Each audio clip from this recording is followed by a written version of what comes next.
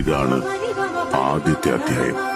ശത്രുക്കളുടെ എണ്ണം കൂടുന്നതനുസരിച്ച് അവൻ ആളിക്കത്തിക്കൊണ്ടിരിക്കും. എനിക്ക് നീ ഒരു വാക്ക് തരണം.